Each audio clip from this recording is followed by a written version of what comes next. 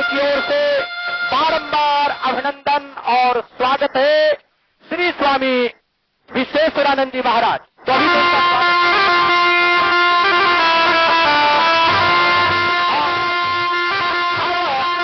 प्रवचन करने के लिए आएंगे, सच्चाई से अवगत कराने के लिए आएंगे अखिल भारतीय संत समिति के महामंत्री, अखिल भारतीय संत समिति के महामंत्री परम वंदनीय श्री स्वामी देवेंद्रानंद जी गिरी जी महाराज, जो आपके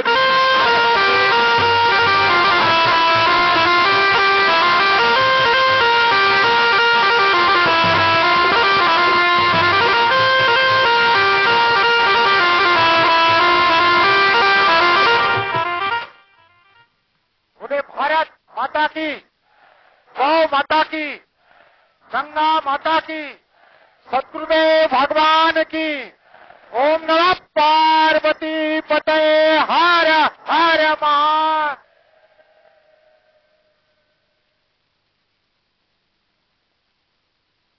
वंदे महापुरुष ते चरणारविंदम। हमारे आज के सभा के अध्यक्ष पूज्य शंकराचार्य जी महाराज, साथ में हमारे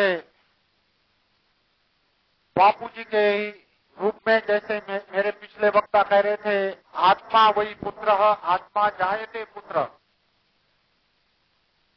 अभी कोई मंच पर कह रहा था मुझे कि पूर्णिमा है, व्रत है हमारा,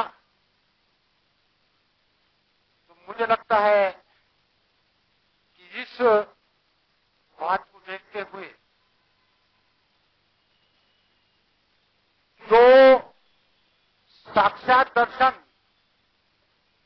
साईं जी के आप कर रहे हो, तो मुझे लगता है आपका व्रत पूरा है।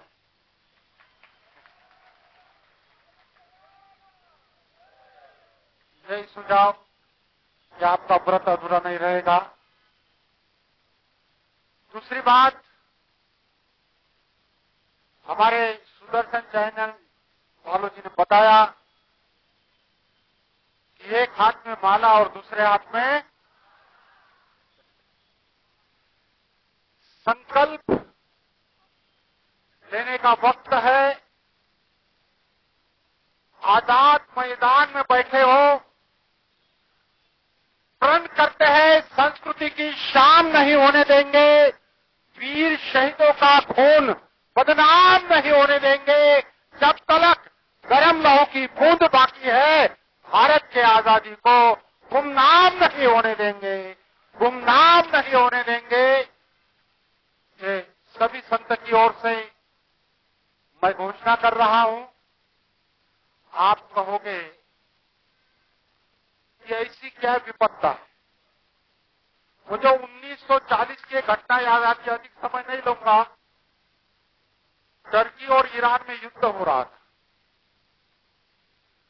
और ईरान जीतता जा रहा था टर्की को, लेकिन ईरान का एक सूफी संत फखरुद्दीन अत्ता वो टर्की के सेनापति के हाथ में लग गए। ईरान ने सीज फायर कर दिया कि हम जी समझौते के लिए तैयार।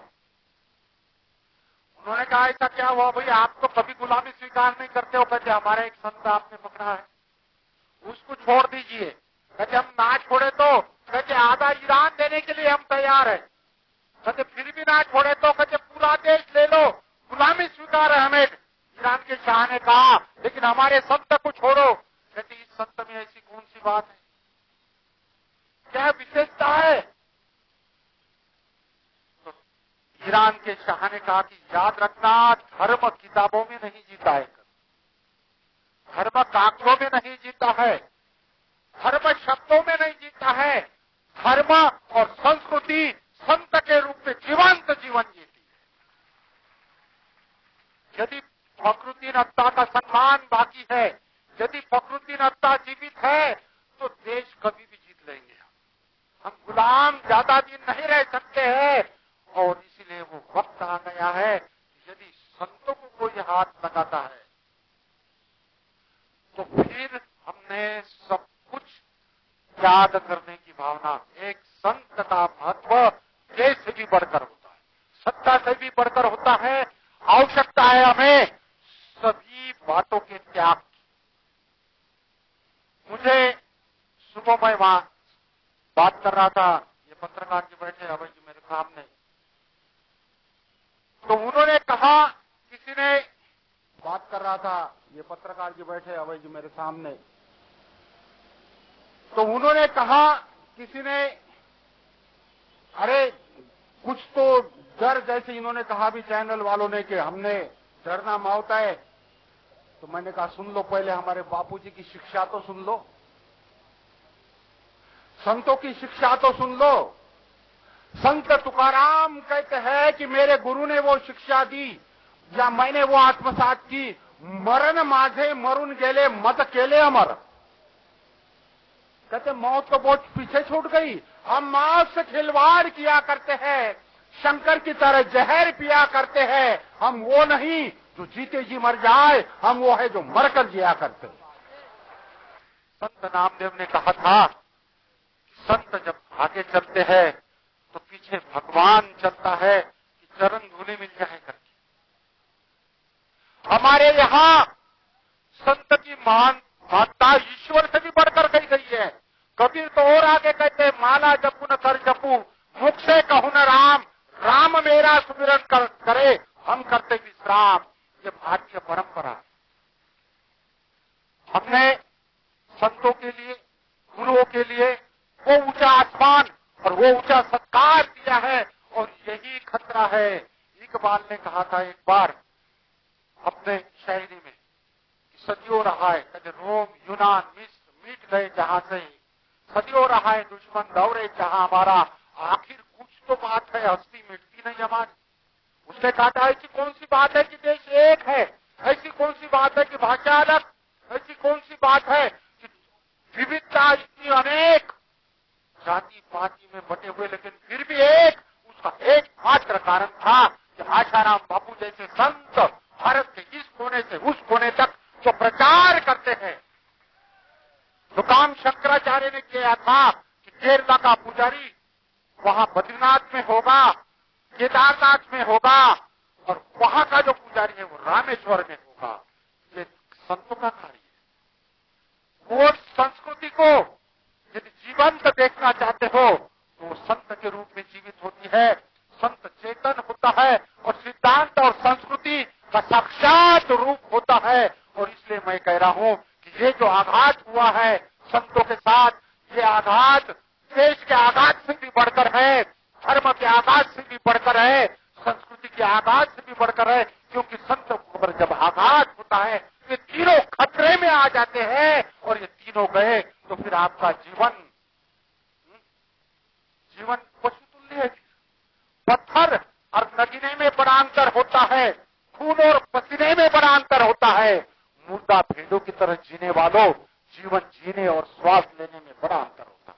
यदि जीना है तो उस बापू जी की शिक्षा को धारण करो, एक भी जी मगर राज बनकर जी, सरताज बनकर जी, अटल विश्वास बनकर जी, अमर गुणगान बनकर जी, पुजारी नहीं स्वयं भगवान बनकर जी। ये शिक्षा आप अपने जीवन में अपनाइए। और हमारे पास जो बल है वो बल बाहर का नहीं, हमारे पास जो बल है वो गुरु ने दिया हुआ अपने आप का बल है, अपने आत्मा का बल है। हमारे पास विल पावर रात अपने स्वाभिमान का बल है। और मुझे नहीं लगता है कि इस बल के आगे दुनिया की कोई भी ताकत टिक पाएगी। आप केवल समझो। नमस्कार, मैं हूं सचिन वर्मा। बुलेटिन की शुरुआत होगी हेडलाइंस के साथ।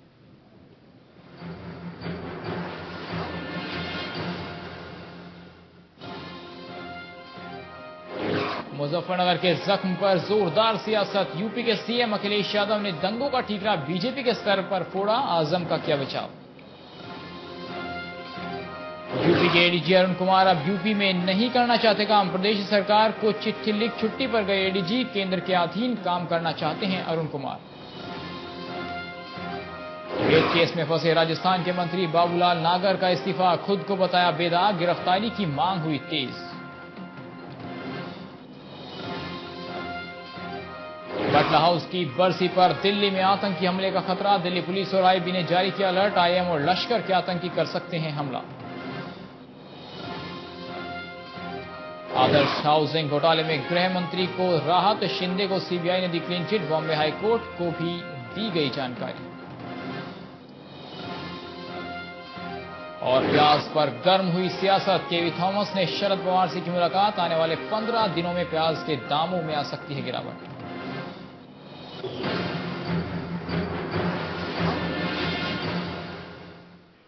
चलिए आपको सीधे ले चलते हैं मुंबई के आजाद मैदान पर, जहां पर आसाराम बापू के समर्थन में संत इकट्ठा हुए।